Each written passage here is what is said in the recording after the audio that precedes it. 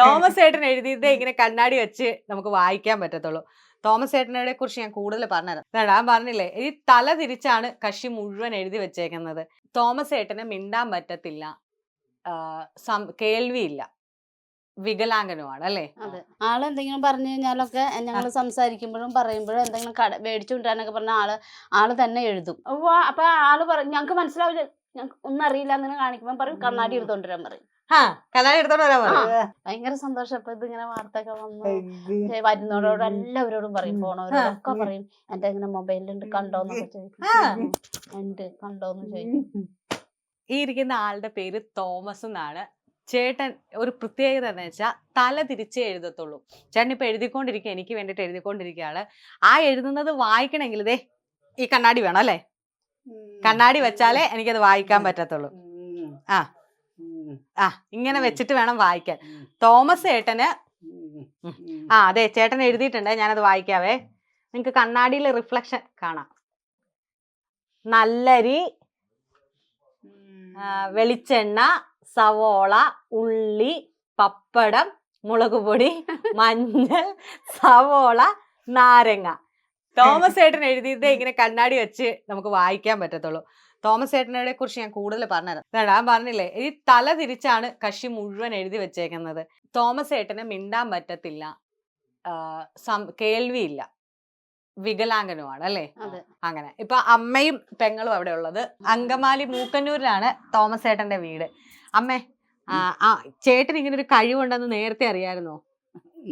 അറിയാൻ വേണ്ടായില്ല. പിന്നെ ഇതെങ്ങനെയാ അറിഞ്ഞത് ഇവിടെ പത്രക്കാരൻ വന്ന്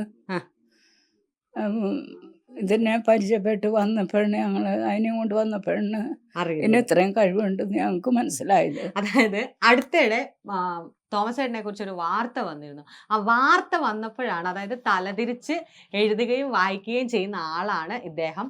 അങ്ങനെ വാർത്ത വന്നതിന് ശേഷമാണ് വീട്ടിലുള്ള അമ്മ പോലും അറിഞ്ഞത് തോമസ് ഏട്ടൻ ഇങ്ങനെയാണെന്നുള്ളത്. ചേച്ചിയോ?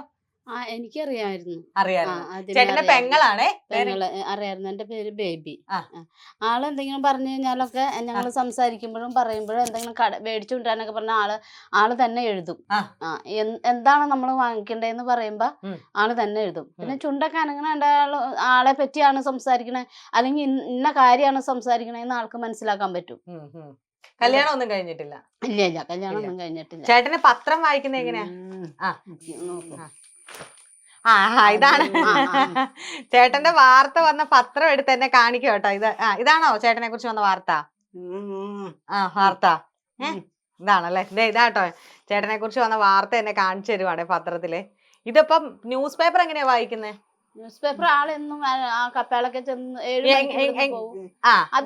പിടിച്ചു വായിക്കണം. എങ്ങനെയാ വായിക്കുന്നത്? പത്രം എങ്ങനെയാ വായിക്കുന്നേ? അതിങ്ങനെ തന്നെ പിടിച്ച് ഇങ്ങനെ നേരെ തന്നെ പിടിച്ച് വായിക്കണേ, തല തിരിച്ച് അങ്ങനെ അതല്ല, നേരെ തന്നെ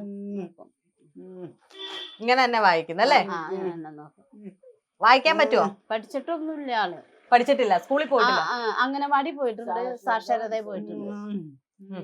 പക്ഷെ ഇത്രയൊക്കെ ഇങ്ങനെ അക്ഷരം എന്തൊക്കെ ഇങ്ങനെ ഉരുളക്കിഴങ്ങിന്റെ പേര് ഉരുളക്കിഴങ്ങെന്നാണ്, തക്കാളിയുടെ പേര് അതൊക്കെ ആൾക്കറിയാന്നുള്ളത് ഞങ്ങൾക്ക് അറിയാൻ വേണ്ടായില്ല.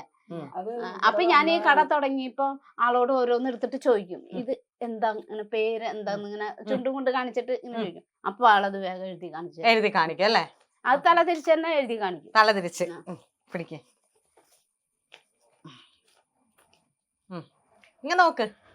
എന്റെ പേര് ശരണ്യ, എന്റെ പേര് ശരണ്യ എഴുതി കാണിക്കാം.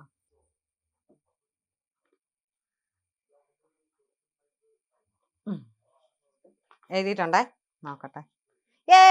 സൂപ്പർ സൂപ്പർ സൂപ്പർ, അടിപൊളി. ഇത് തന്നെ ശരണ്യ എന്റെ പേര്. കറക്റ്റ് ആയിട്ട് വന്നിട്ടുണ്ട് കേട്ടോ എന്റെ പേര്. കണ്ടോ? ശരണ്യ. മിറർ വെക്കണം വായിക്കണമെങ്കിൽ. ചേച്ചിക്ക് എപ്പോഴാ മനസ്സിലായത്? ഇപ്പം ചേച്ചി തന്നെ പറഞ്ഞു പണ്ട് ചേട്ടൻ എഴുതുന്നത് കണ്ടിട്ടുണ്ടെന്ന്. അപ്പൊ തലതിരിച്ചാണെന്നാണോ?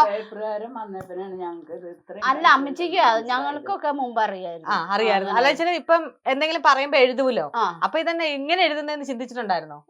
അപ്പൊ ആള് പറയും ഞങ്ങക്ക് മനസ്സിലാവില്ല, ഞങ്ങൾക്ക് ഒന്നും അറിയില്ല എന്ന് കാണിക്കുമ്പോ പറയും കണ്ണാടി എടുത്തോണ്ടിരാൻ പറയും. കണ്ണാടി എടുത്തോണ്ട് വരാൻ പറയും. എന്നിട്ട് കാണിച്ചു തന്നു. അപ്പൊ ആള് തന്നെ കണ്ണാടിയില്. അതെങ്ങനെ എന്റെ ബുദ്ധി അതെന്താ എങ്ങനെയാ അത് എനിക്കറിയില്ല. ഇപ്പോഴും അറിയില്ല, ഞാൻ നമുക്ക് പറയും, ചോദിക്കാനും ആ, പറ്റത്തില്ല. ചോദിക്കാനും പറ്റില്ല. ഇങ്ങനെ എഴുതി അപ്പൊ ഞാൻ അറിയില്ല എന്ന് പറയും. അപ്പൊ പറയും കണ്ണാടി എടുത്തിട്ട് വരാൻ പറയും. ഓ, കണ്ണാടി എടുത്തിട്ട് വരാൻ പറയും. അപ്പൊ കണ്ണാടിയിൽ നോക്കി കഴിയുമ്പോ ശരി.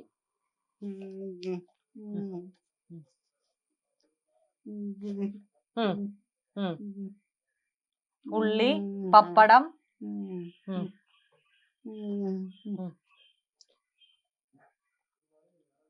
എഴുതുമ്പോ അതും ഇടത്തെ കൈ വെച്ചിട്ടാണല്ലോ എഴുതുന്നത്. ലെഫ്റ്റ് ഹാൻഡും കൂടെയാണ്. വലത്തെ കൈ എഴുതോ? ഏത് കൈ? എഴുത്ത് കൈക്കാണ് ഒക്കെ ചെയ്തോണ്ടിരുന്നത്. പുള്ളി എന്നാ ജോലിയൊക്കെ എന്നാ? ജോലി അവിടെ മഞ്ഞക്കാട് ജംഗ്ഷനില് ഒരു ബേക്കറിയും പലചരക്കും അങ്ങനെ ഉണ്ട്. ആ കടയില് സഹായിക്കാൻ നിൽക്കുവാണ്. അത് 10-25 വർഷമായി അവിടെ. 10-25 വർഷമായി അവിടെ തന്നെ ജോലി ചെയ്യുന്നു. തോമസ് ഏട്ടാ,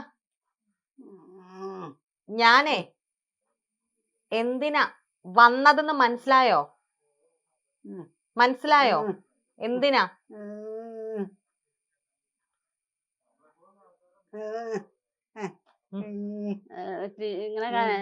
ഇങ്ങനെ കാണിക്ക TV.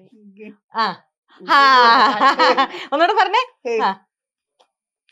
ചേട്ടൻ ഞാൻ എന്തിനാ വന്നേന്നുള്ളതാ പറയുന്നത്. ഇത് ടിവിയില് കാണാം കേട്ടോ. ടിവിയില് യൂട്യൂബിലും കാണാം. ഫോണില്ലേ?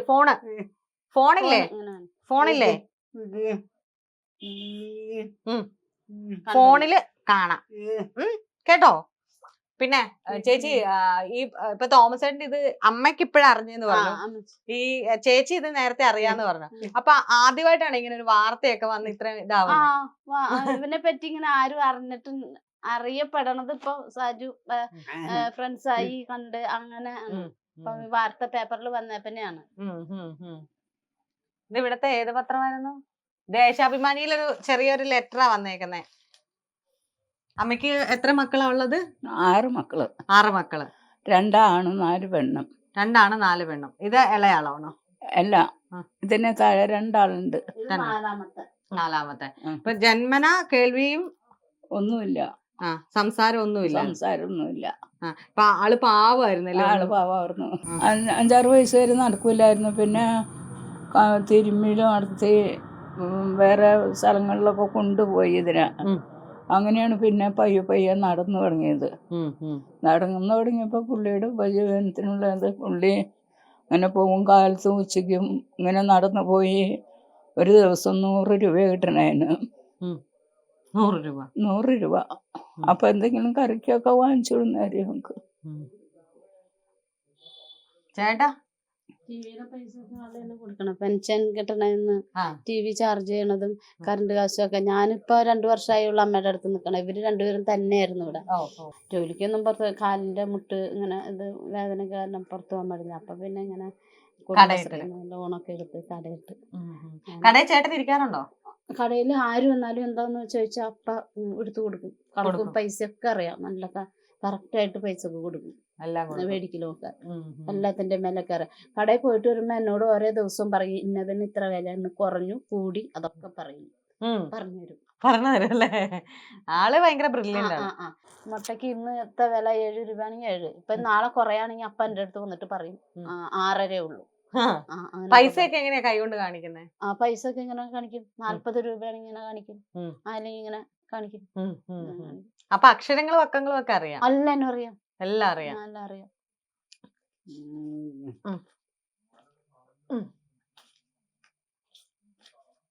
വലിയ വലിയ വാക്കുകളൊക്കെ എഴുതാൻ പറ്റുമോ?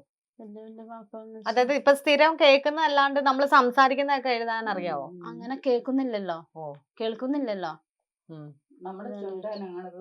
അത് മനസ്സിലാവും ആൾക്ക്. എന്നെ പറ്റിയാണോ പറയണേ, ആരെ പറ്റിയാന്നോ?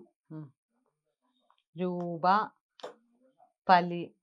പലിശയാണെന്ന് തോന്നുന്നു. പലിശ. നമ്മള് രൂപയെ കുറിച്ച് പറഞ്ഞപ്പോ രൂപ എന്ന് മനസ്സിലായിട്ടുണ്ടെന്ന് തോന്നുന്നു. ആ കൈയുടെ ഇത് രൂപ.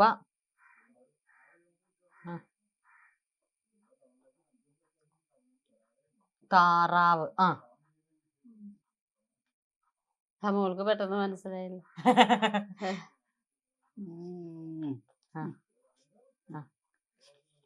ഇത് ചേച്ചീനെ കാണിച്ചത് ചേച്ചി ഇവിടെ വന്നതിന് ശേഷമാണ് ഇങ്ങനെയാണ്? അല്ല, എനിക്ക് കുറെ മുമ്പേ അറിയായിരുന്നു. എന്തെങ്കിലും വാങ്ങിച്ചു കൊണ്ടുവരാനൊക്കെ പറയുമ്പോഴും പിന്നെ ഈ കലണ്ടറിലൊക്കെ ഓരോന്ന് ഈ ഇന്ന ദിവസം കല്യാണം അങ്ങനെയൊക്കെ പറയല്ലോ. അപ്പൊ അതൊക്കെ നോട്ട് ചെയ്ത് എഴുതി വെക്കും. മനസ്സിലായ? ഈ കലണ്ടറിലൊക്കെ അങ്ങനെ എഴുതി വെച്ചിട്ടുണ്ടല്ലേ? അങ്ങനെ തലതിരിച്ചിട്ട് എന്നതാ ലിപിന്ന് പോലും നമുക്ക് മനസ്സിലാവില്ല. ഇത് നമുക്കിപ്പം പറഞ്ഞ പോലെ ചേട്ടൻ അത് എപ്പോഴാണ് ഈ തലതിരിഞ്ഞുള്ളത് എഴുതുക? ഇപ്പൊ ചേച്ചി പറഞ്ഞ പോലെ തന്നെ കേൾക്കുന്നില്ലല്ലോ. ഇവര് കേൾക്കുന്നില്ലാത്തത് കൊണ്ട് തന്നെ നമ്മൾ പറയുന്നതോ അല്ലെങ്കിൽ ഈ പത്രം വായിക്കുന്നതിന് കിട്ടുന്നതായിരിക്കും.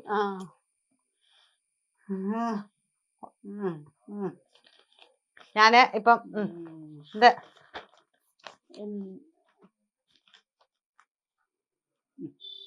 ഞാനിപ്പോ ഒരു ടൈറ്റില് എഴുതിക്കുവാണ്. നമ്മൾ കേൾക്കാത്തത് എങ്ങനെയാണ് പത്രം വായിച്ച് വെക്കണോ? ഞാൻ തരാം. പത്രം ചേച്ചി പത്രം വായിക്കുന്ന എങ്ങനെയാന്ന് അറിയാൻ വേണ്ടിട്ടാ. കാരണം നമുക്ക് ഇവരോട് സംസാരിക്കാത്തോണ്ട് ഒന്നും ചോദിക്കാൻ മേലല്ലോ. അപ്പൊ പത്രം വായിച്ചിട്ട് എങ്ങനെയാണ് അത് എഴുതുന്നത് നോക്കാൻ വേണ്ടിട്ടാ. സാക്ഷരതാ ക്ലാസ്സിൽ എപ്പോഴാ ചേച്ചി പോയത്? ചെറുതിലെ എല്ലാം ചെറുതിലെ പോയങ്ങനെയാ. ഒരു സാക്ഷരത ഒരു 10 വയസ്സൊക്കെ ആയപ്പോ, പിന്നെ ചെറിയ 5-6 വയസ്സായപ്പോ നഴ്സറി അംഗനവാടിയിലാക്കി. അത് കഴിഞ്ഞ് പിന്നെ 1ാം ക്ലാസ്സിലൊന്നും പോയില്ല. എനിക്ക് എഴുതി യുവതാര ക്യാമ്പയിൻ തുടങ്ങി എനിക്ക് എഴുതി തന്നിട്ടുണ്ട്. ഞാൻ നിങ്ങളെ കാണിച്ചു തരാം. അമ്മ എന്താ പറഞ്ഞ പഠിപ്പിക്കാൻ വിടാത്തത് ഇതിന് നടക്കാനും സംസാരിക്കാനും ഒന്നും കേൾക്കാനും പറ്റൂലല്ലോ. അപ്പൊ വല്ല വണ്ടി എന്തെങ്കിലും വന്നു കഴിഞ്ഞാൽ അറിയാൻ പറ്റൂലല്ലോ. പിന്നെ ഇങ്ങനെയുള്ളവരെ നിർത്തി പഠിപ്പിക്കുന്ന സ്ഥലത്ത് കൊണ്ടു നിർത്താനുള്ള കഴിവ് അന്നില്ല. എനിക്ക് 6 മക്കള്. അപ്പൊ ഇവരുടെ അപ്പച്ചനെങ്കിൽ മരിച്ചും പോയി. അങ്ങനെ ചേട്ടനെ വീട്ടിൽ തന്നെ. പക്ഷെ എനിക്ക് തോന്നുന്നു കൂടപ്പറപ്പുകളുടെ ഒക്കെ കൂടെ നിന്ന് നിങ്ങൾ ചെറുതിലെ മുതൽ കാണുന്നുണ്ട്. അപ്പൊ ചേച്ചിനെ കെട്ടിച്ച് വിടുന്നോടം വരെ എല്ലാ കാര്യങ്ങളും അറിയാമല്ലോ. കെട്ടിക്കഴിഞ്ഞ് വിട്ടതിന് ശേഷമല്ലേ നിങ്ങൾ തമ്മിലുള്ള കമ്മ്യൂണിക്കേഷൻ മുടങ്ങിയത്. ചേട്ടാ ഹാപ്പിയാണോ? സന്തോഷമാണോ? ഭയങ്കര സന്തോഷം. ഇപ്പൊ ഇതിങ്ങനെ വാർത്തയൊക്കെ വന്നു വരുന്നവരോട് എല്ലാവരോടും പറയും, പോണവരോടൊക്കെ പറയും എന്റെ ഇങ്ങനെ മൊബൈലിലുണ്ട് കണ്ടോന്നൊക്കെ ചോദിക്കും. ഉണ്ട് കണ്ടോന്ന് ചോദിക്കും. ആരേലും വന്ന എന്താ ചോദിക്കുന്നേ? പോണവരോടൊക്കെ പറയുമെന്നാണ് പറയുന്നേ. എന്നോടും പറയുന്നോ? പറ. എന്നോട് വാർത്ത എന്നോട് പറ. എനിക്ക് ഇവരുടെ ഭാഷ സംസാരിക്കാറില്ല. നമ്മൾ ഞാൻ എഴുതട്ടെ, അത് മനസ്സിലാവൂലോ. ഞാൻ എഴുതിയാ മനസ്സിലാവും.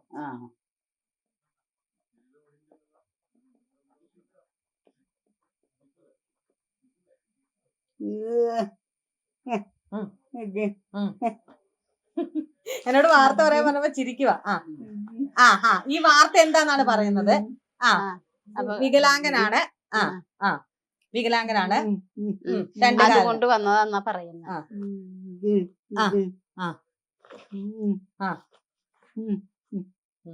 കാലിന് നടക്കാൻ ശേഷിയില്ല അല്ലെ?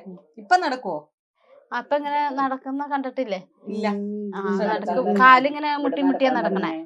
ഈ 2 കാല് മുട്ടിങ്ങനെ മുട്ടിമുട്ടിയാ നടക്കണേ. സന്തോഷമല്ലേ? ഹാപ്പി അല്ലേ? ചിരിച്ചേ, നന്നായി ചിരിക്ക്. ഹാപ്പി അല്ലേ? അപ്പൊ അടിപൊളിയാണേ. ആള് സൂപ്പറാണേ. കൺഗ്രാജുലേഷൻ കേട്ടോ. ആള് മിടുക്കനാ. അസാധ്യ കഴിവ് ഭയങ്കരവാ.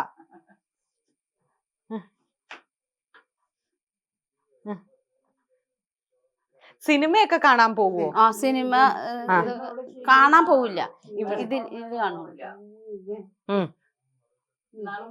ആള് ജോലിക്ക് പോകുമ്പോഴേ ഈ മഴ സമയം വരുമ്പോ ആള് പറയും ഇത് കമ്പിയാണല്ലോ, കമ്പി ഇവിടെ ഒന്നും ഇങ്ങനെ പിടിച്ചേക്കരുത്, ഇങ്ങനെ നേരെ ഇരുന്നോളണം. ഭയങ്കര കെയറിംഗ് ആണ് ചേട്ടൻ. എല്ലാ കാര്യങ്ങളും അറിയാം. നമ്മള് സംസാരിക്കുന്ന കേൾക്കുന്നില്ല എന്ന് മാത്രമേ ഉള്ളൂ. പക്ഷെ ബാക്കി എല്ലാ കാര്യങ്ങളും നല്ല അറിവാണ്. അപ്പൊ അതുകൊണ്ട് തന്നെ ഭയങ്കര കെയറിംഗ് ആണ്. ഇവിടെ പ്രായമായ അമ്മച്ചിയും ചെപ്പ പെങ്ങളും ഉള്ളൂ. അപ്പൊ അവരെയും ഭയങ്കരമായിട്ട് നോക്കുന്നുണ്ട്. ഇപ്പൊ ചേച്ചി തന്നെ പറഞ്ഞ പോലെ കടയിൽ പോയിട്ടൊക്കെ വന്നിട്ട് എന്ത് സാധനത്തിന് വില കൂടിയാൽ അതനുസരിച്ച് കക്ഷി ഭയങ്കരമായിട്ടും കമ്മ്യൂണിക്കേറ്റ് ചെയ്യാൻ ശ്രമിക്കുന്നുണ്ട്. എല്ലാവരോടും സംസാരിക്കാൻ ശ്രമിക്കുന്നുണ്ട്. പക്ഷെ നമുക്കത് മനസ്സിലാക്കി എടുക്കാനാണ് പാട്. നിരന്തരം നിൽക്കുന്ന ഇവർക്കത് പെട്ടെന്ന് സാധിക്കും. അവർ തലതിരിച്ച് എഴുതുക എന്ന് പറയുന്നത് എപ്പോഴോ കിട്ടിയ ഒരു കാര്യമാണ്. നമുക്കത് ചോദിക്കാനോ അല്ലെങ്കിൽ അദ്ദേഹത്തിൽ നിന്ന് അറിയാനോ നമുക്ക് പറ്റുന്നില്ല. പക്ഷെ അതൊരു കഴിവാണ് തലതിരിച്ച് എഴുതുന്നത്. അത് എന്നിട്ട് അത് വായിക്കണമെങ്കിൽ മറ്റൊരാളോട് പറയുക കണ്ണാടി എടുത്തിട്ട് വരണമെന്ന്. അങ്ങനെ നമ്മൾ ലോകത്ത് എല്ലാവർക്കും ഓരോ കുറ്റങ്ങളും കുറവുകളും ഉണ്ടാകും. അപ്പൊ ഒക്കെ നമ്മൾ ഡൗൺ ആവത്തേ ഉള്ളൂ. ഇങ്ങനെ നിസ്സാര ഒരു പ്രശ്നം വരുമ്പോഴത്തേക്കും ഡൗൺ ആവും. പക്ഷെ അവരുടെയൊക്കെ മുന്നിലാണ് തോമസ് ചേട്ടൻ പ്രശ്നങ്ങൾക്ക് മേൽ പ്രശ്നങ്ങൾ ഉണ്ടായിട്ടും ഇപ്പൊ കണ്ടില്ലേ ചിരിക്കുന്ന. ഞാൻ പറഞ്ഞായിരുന്നു എങ്ങനെ ചിരിക്കണമെന്ന്. ഹാ ഹാ ഹാ ചിരിച്ചേ, വാ തുറന്ന് ചിരിച്ചേ, നല്ല കണ്ടോ ഇങ്ങനെ നിൽക്കുന്നത്. അങ്ങനെയാണ് പ്രശ്നങ്ങളൊക്കെ വരുമ്പോൾ നമ്മൾ ആലോചിക്കും നമുക്ക് ചുറ്റും ഒരുപാട് പേര് ഇങ്ങനെ എന്താ പറയുന്നല്ലേ സംസാരിക്കാനും കേൾക്കാനും നടക്കാനും ഒന്നും കഴിയാത്ത മനുഷ്യരുണ്ട്. അവരും ഭയങ്കര സന്തോഷത്തോടെ ജീവിക്കുന്നത്. അവരുടെ പരിമിതികളിൽ അവർ സന്തോഷം കണ്ടെത്തുന്നുണ്ട്. അപ്പൊ നമ്മൾ എന്ത് പ്രശ്നം വന്നാലും പോസിറ്റീവ് ആയിട്ടിരിക്കുക. വാർത്ത വന്നതിന് ശേഷമാണ് എല്ലാവരോടും പറയുന്നത് എന്റെ വാർത്ത വന്നു. അതായത് ഇത്രയും നാളും ആ കഴിവ് മറ്റൊരാൾക്ക് മനസ്സിലാക്കാൻ പറ്റുന്നില്ല. അത് ഇപ്പൊ വന്നപ്പോ കൃത്യമായിട്ട് ഇതാണ് എന്ന് ഇപ്പൊ ഇങ്ങനെ ഈ പറഞ്ഞ പോലെ വാർത്ത വന്നു എന്നുള്ള രീതി കാണിക്കാൻ പറ്റുന്നുണ്ട് ചേട്ടന്. അപ്പൊ ചേട്ടനെ സംബന്ധിച്ച് ഈ 52 അല്ലെ, ഈ 52-ാം വയസ്സിൽ കിട്ടിയ ഒരു അംഗീകാരമാണ്. അതിന് നമ്മൾ എന്താണെങ്കിലും ഹാറ്റ്സ് ഓഫ് ചെയ്തേ പറ്റത്തുള്ളൂ. 52 വയസ്സിലാണ് അദ്ദേഹത്തിന് ആ കഴിവുണ്ടെന്നും ഇങ്ങനെയൊക്കെ ഒരു മനുഷ്യൻ ഇവിടെ ജീവിക്കുന്നുണ്ടെന്നും തോമസ് എന്ന് പറഞ്ഞൊരു വ്യക്തി ഈ ഭൂലോകത്തിൽ ജീവിക്കുന്നുണ്ടെന്ന് അടയാളപ്പെടുത്തി വെച്ചത് എന്താണെങ്കിലും തോമസ് ചേട്ടാ അടിപൊളി, സൂപ്പർ.